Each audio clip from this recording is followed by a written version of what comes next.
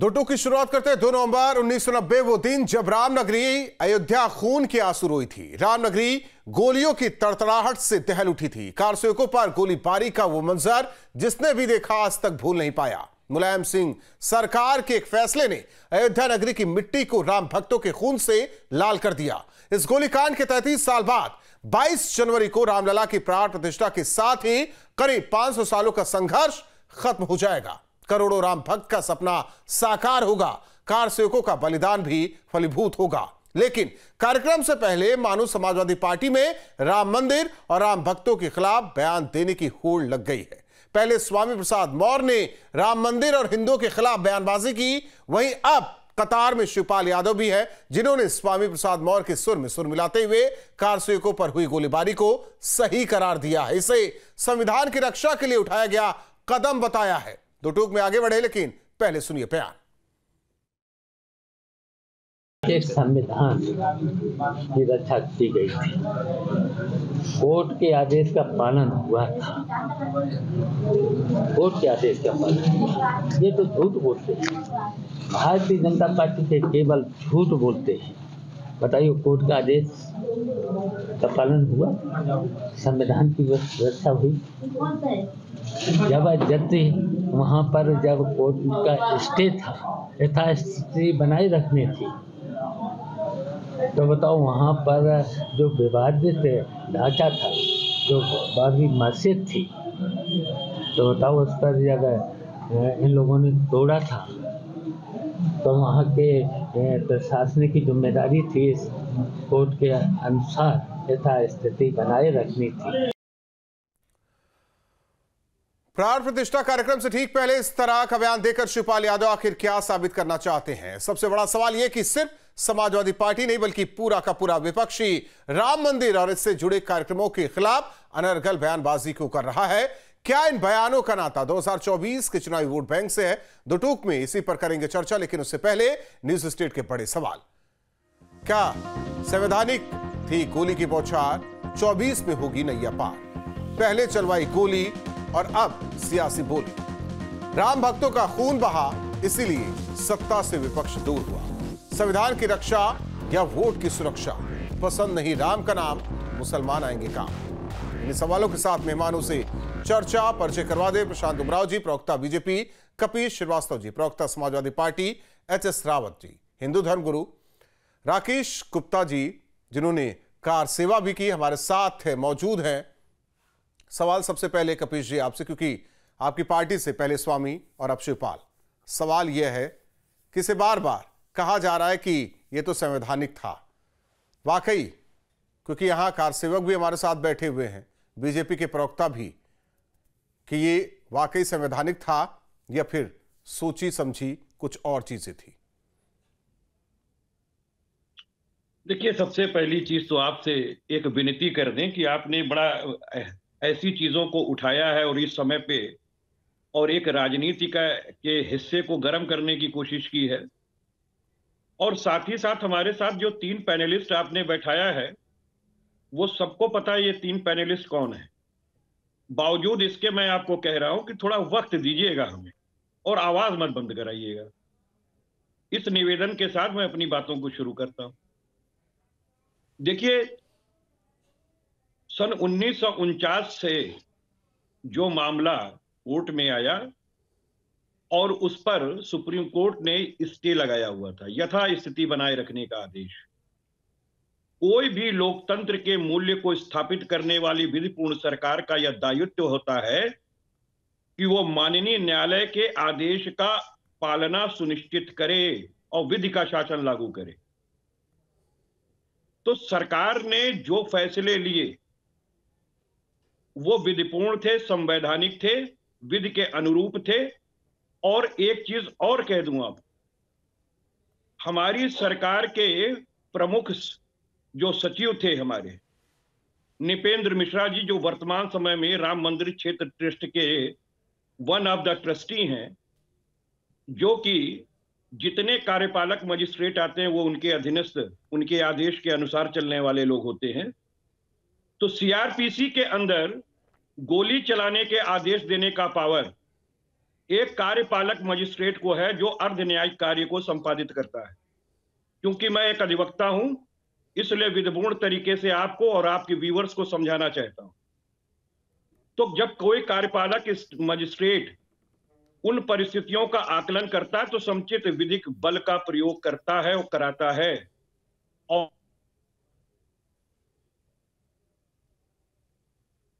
कपिश जी, connect नहीं हो पा रहे हैं आप। प्रशांत उमराव जी, किस तरीके से गेंद अब आप लोगों के पाले में डाली जा रही है, और स्वामी ने बयान दिया, फिर शिवपाल ने भी दे दिया, वही बात कह दी।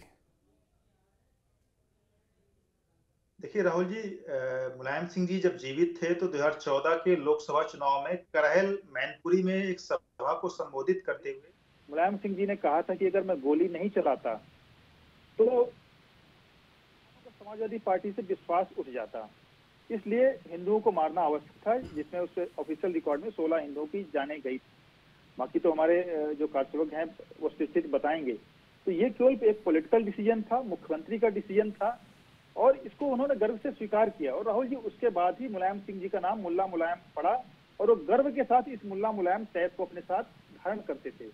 तो ये कहना कि संवैधानिक गैर संवैधानिक को कोई विषय नहीं, संवैधानिक स्थापित करने का किसी को आप गोली थोड़ा मार देंगे निहत्थे लोगों को, जो लोग जिनके पास कोई पिस्टल और तलवार तो छोड़िए, लाठी डंडा भी नहीं था, और पॉलिटिकल डिसीजन था। अगर भीड़ तो 1992 में भी जुटी थी, 92 में भी वही अधिकारी मजिस्ट्रेट या डीएम मुख्य सचिव सब लोग थे। 92 में तो नहीं गोली चली, क्या 92 में सीआरपीसी बदल गई थी? क्या 92 में वही सीआरपीसी थी, तब गोली नहीं चली? तो चूंकि तुष्टीकरण के लिए, मुस्लिम वोट बैंक को प्राप्त करने के लिए हिंदुओं पर गोली चलाई गई, उनकी नृशंस हत्या की गई। ये 6 लोगों को जिन्होंने वहां पर घरों में शरण ली हुई थी, उन शरण लिए हुए हिंदुओं को भी निकाल के मारा गया। उन पे बालू के पैकेट में उनके शरीर को बांध करके सरयू नदी में बहा दिया गया। 16 लोग तो सरकारी आंकड़ा है, तो सैकड़ों लोगों की नृशंस हत्या की गई, और मुलायम सिंह जी उस टैग को धारण करते रहे, जीवन भर रहे, उसको स्वीकार करते रहे। नहीं, ठीक है, मैंने हिंदुओं पर गोली चलाई, और उससे बड़ा और क्या स्वीकृति चाहिए? जब उन्होंने स्वयं स्वीकार कर ली कि मैंने मुसलमानों का विश्वास जताने के लिए गोली चलाई, तो ये चूंकि समाजवादी पार्टी की नीति रही। तो फिर संविधान का हवाला क्यों दिया जा रहा है? ये तो देखिए, जो सेक्युलर ब्रिगेड है सदैव संविधान के पीछे छिप जाती है।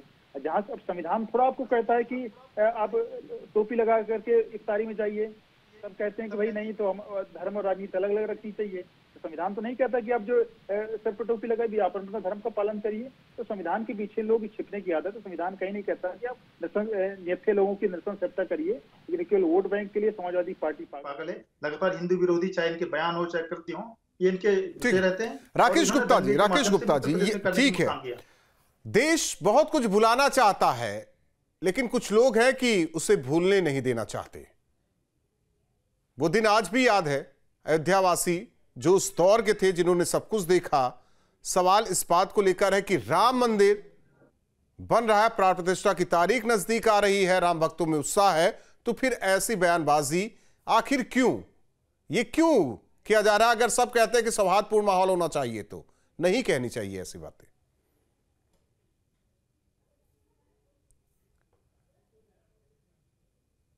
राकेश जी, आवाज आ रही है आपको?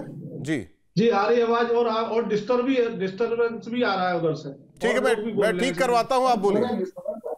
हाँ, मैं जय श्री राम। मैं बोलूं? हाँ जी, मैं राकेश गुप्ता,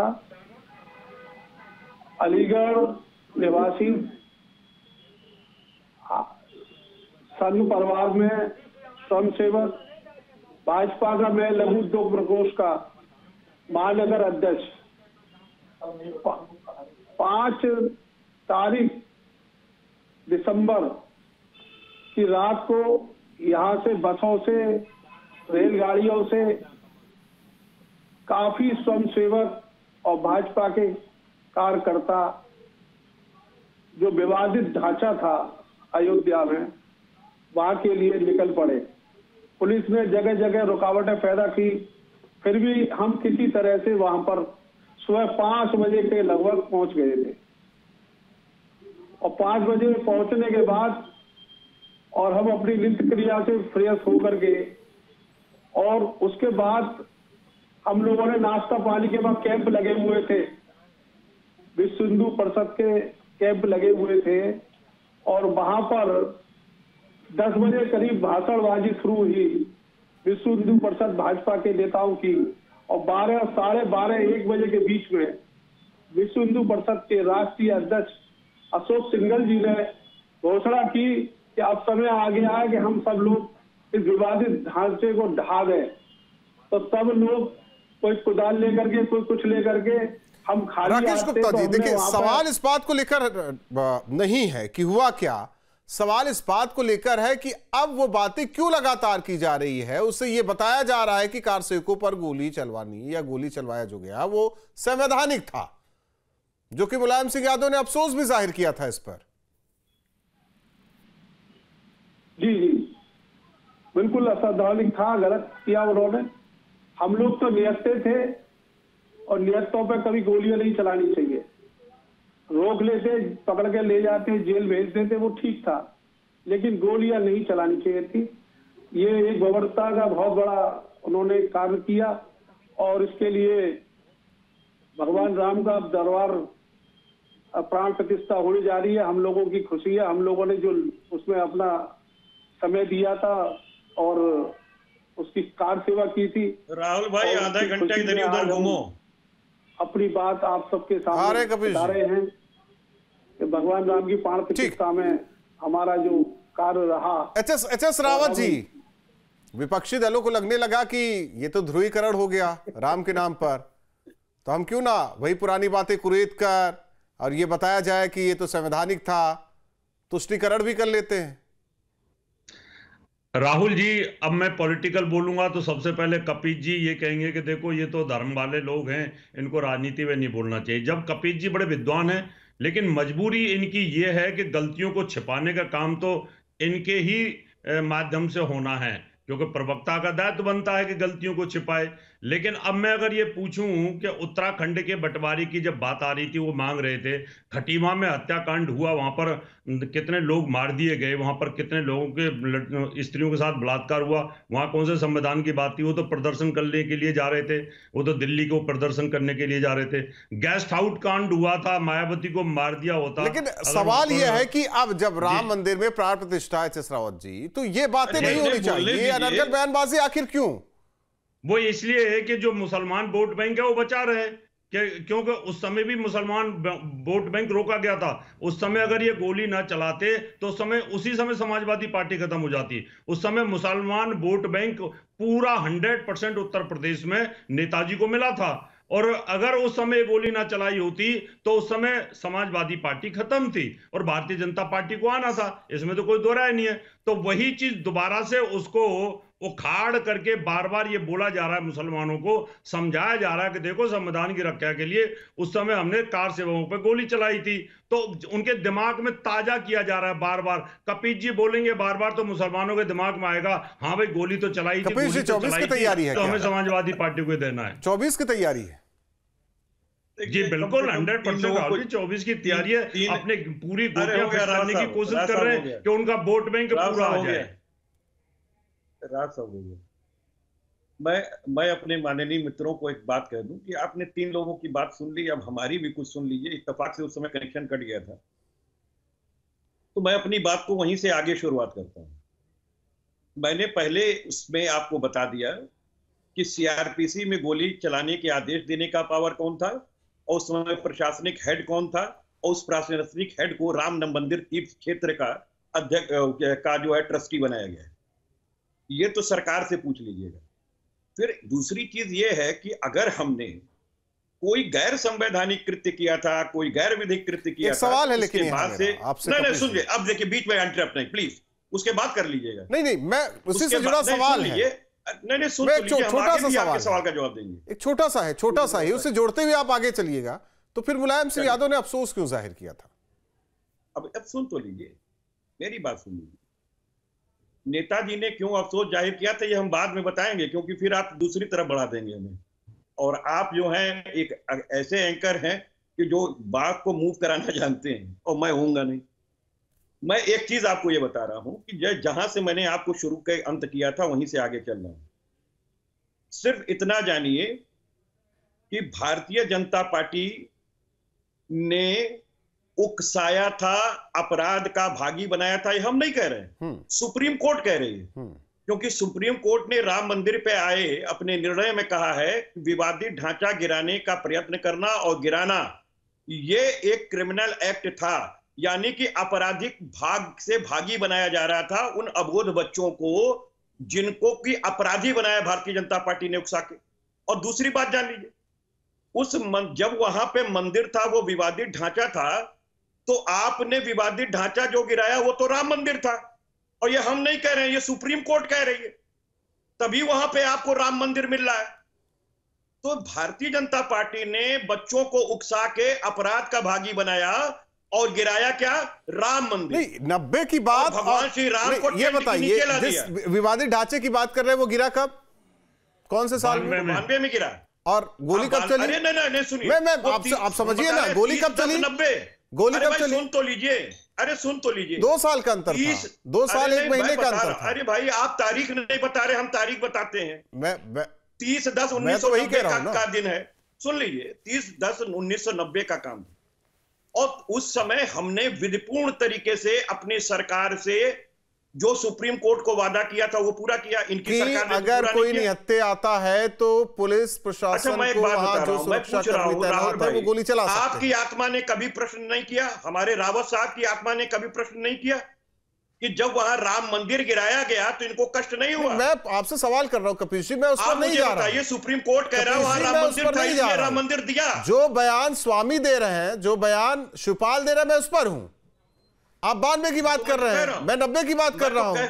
मैं तो कह रहा हूं, मैं 90 और 92 दोनों की मैं 90 की बात कर रहा हूं, क्योंकि 90 की बात शिवपाल कर रहे हैं, 90 की बात स्वामी कर रहे हैं, और 90 पर ही अफसोस मुलायम सिंह यादव जाहिर कर चुके हैं, और आप 92 की बात कर रहे हैं।